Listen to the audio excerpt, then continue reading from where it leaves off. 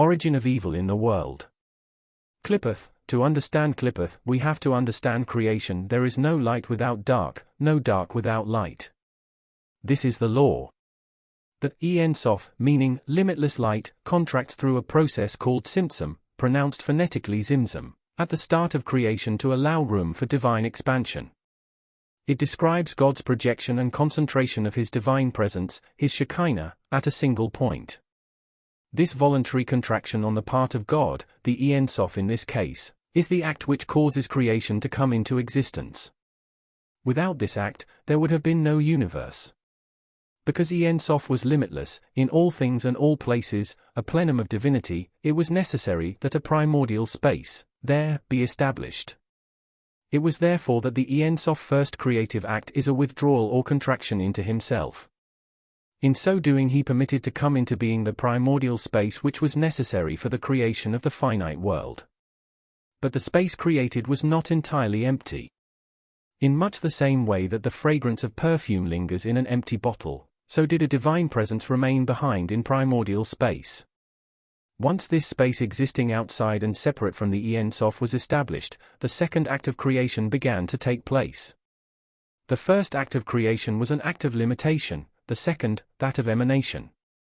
At this time the Ein Sof rayed out a single beam of light to form the first configuration ever fashioned, the body of Adam Kadmon, the primordial man, from which there then burst forth from his eyes, nose, mouth and ears the lights of the Sephiroth of the Tree of Life. The Sephiroth, themselves light concentrated from the original beam, were at this stage totally undifferentiated, without the qualities presently assigned to them. In this form they did not require special light-made bowls to contain them.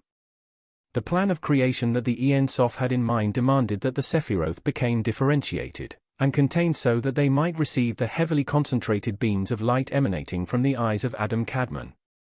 Since these bowls or vessels were constructed out of varying mixtures of light, the heavier light streamed forth from the primordial man's eyes and were received without difficulty into the first three Sephiroth, Kether, Bina, and Chokmah. When it came time to fill the bowls of the lower Sephiroth, the light suddenly burst forth with such intensity that it broke the vessels designed to contain them. The light which composed the vessels themselves shattered into sparks and fell into the realm of the demonic Klippoth or shells, the evil powers created out of the residual waste. Everything fell into a state of chaos, the divine machinery came to a stop and a new blast of light issued forth from the Ein Sof. This light then burst forth from the forehead of Adam Kadmon in an attempt to stop the chaos. Instead of the original plan, therefore, according to which the whole of creation would have been illuminated by the light of the Ein Sof, now only certain portions are lit by the sparks, and other portions are left in total darkness.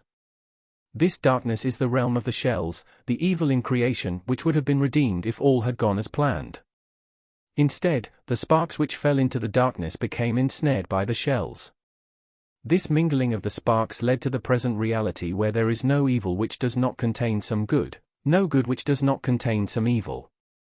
It is at this point, the point where the Ein Sof streams forth again, that the Sephiroth begins the work required of the Tikun, the restoration. The only way in which the sparks may be retrieved from the dark realm of the shells is by the work of Tikun, part of which is undertaken by God. But the restoration of the original order becomes complicated by the fall of Adam. All the souls that were ever to exist existed in Adam's soul, and after the fall his size was diminished to the size of man. His soul was exiled from his body, so too are our souls in a state of exile. They are the sparks hidden in the darkness of the shells. The recovery of the original unity cannot come about without the aid of man, for which purpose he was created and sent down into the place of the shells which is our world. The restoration of the original unity is a collective venture each individual must set out to accomplish for him or herself, for the restoration of his exiled soul is his own responsibility.